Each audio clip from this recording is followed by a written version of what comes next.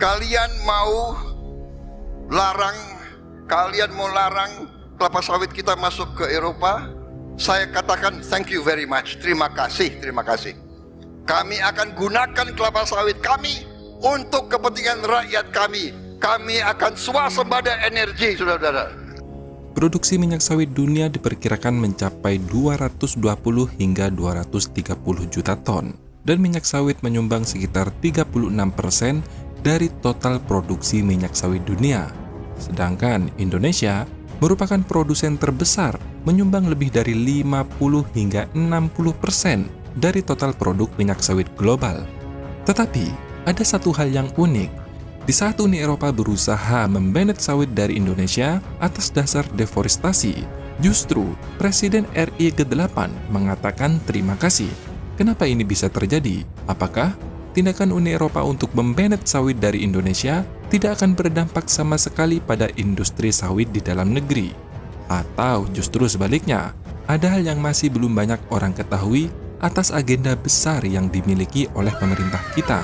Tanpa banyak basa-basi, kita akan bahas tuntas bersama. Nilai ekspor minyak sawit Indonesia pada tahun 2023 mencapai sekitar 258 miliar US dollar. Negara-negara tujuan utama ekspor minyak sawit Indonesia, yaitu India, berkontribusi sekitar 20 hingga 25%, Cina sekitar 15%, dan Pakistan sekitar 8 hingga 10% dari total ekspor Indonesia.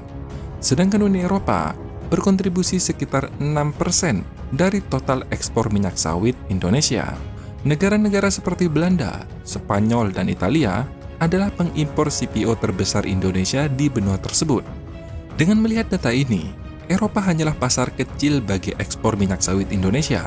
Pasar utama minyak sawit Indonesia adalah Cina, India, dan Pakistan yang menyerap lebih dari 50% dari total ekspor minyak sawit Indonesia. Selain itu, larangan dari Eropa justru mendorong Indonesia untuk mencari alternatif dan meningkatkan ekspor ke negara-negara lain, seperti negara-negara di Afrika dan Timur Tengah. Negara Afrika seperti Nigeria, Kenya, dan Afrika Selatan telah mengalami perkembangan pesat dalam impor CPO dari Indonesia beberapa tahun ini. Benua tersebut berkontribusi sekitar 5 hingga 7% dari total ekspor minyak sawit Indonesia. Pasar potensial lainnya yang juga mengalami perkembangan pesat impor CPO dari Indonesia yaitu negara-negara Timur Tengah seperti Arab Saudi, Uni Emirat Arab, hingga Mesir yang berkontribusi sekitar 4 hingga 6% dari total ekspor minyak sawit dari Indonesia. Dengan kata lain, larangan dari Uni Eropa tidak akan melemahkan industri minyak sawit Indonesia. Kalaupun Indonesia kalah dalam sengketa WTO dengan Eropa, pasar baru seperti negara-negara Afrika dan Timur Tengah siap untuk menggantikan pasar yang ada di Eropa. Ditambah, ada fenomena unik dalam industri sawit saat ini. Ini sekaligus memberikan info kepada para pelaku industri bahwa masa depan sawit benar-benar cerah setidaknya 2 hingga 3 tahun ke depan. Dunia saat ini berlomba-lomba untuk berganti ke energi terbarukan, dan minyak sawit adalah salah satu alternatif yang bisa digunakan untuk memproduksi green diesel dan green aviation fuel atau aftur. Mungkin masyarakat pada umumnya mengetahui hanya Indonesia yang saat ini berusaha menggenjot produksi biodiesel. Namun faktanya, banyak negara-negara yang saat ini sedang aktif dalam memproduksi biodiesel. Selain Indonesia dan Eropa, negara-negara Timur Tengah yang kaya akan minyak pun saat ini juga aktif dalam memproduksi biodiesel, seperti Kuwait, Uni Emirat Arab, hingga Oman. Bahkan benua Afrika seperti Nigeria, Senegal, Kenya, dan lain-lain juga turut tak mau ketinggalan. Artinya, ke depan, permintaan minyak sawit akan meningkat signifikan selaras dengan perkembangan industri biodiesel di negara-negara lain. Dan bukti bahwa pemerintah kita saat ini sangat jeli memperhatikan industri sawit adalah baru saja pemerintah menerbitkan peraturan Menteri Perdagangan, yaitu Permendag nomor 2 tahun 2025, di mana peraturan tersebut membatasi ekspor limbah pabrik kelapa sawit dan minyak jelantah. Artinya, bukan hanya CPO, tetapi bahkan minyak jelantah dan limbah pun ke depan memiliki sinyal kuat untuk menjadi komoditas berharga. Kalian bisa bayangkan, jika limbah sawit saja sudah dibatasi ekspor, apalagi sawitnya ke depan. Dan kalau kalian berpikir kritis, pasti kalian bisa menebak kenapa Presiden Prabowo justru berterima kasih saat sawit dari Indonesia di-ban oleh Eropa. Apakah hanya karena Indonesia sudah mempunyai pasar baru untuk menggantikan Eropa? Atau justru ke depan ada potensi kalau kelapa sawit bakal dilarang ekspor? Makanya beliau berterima kasih supaya nggak capek-capek digugat di WTO.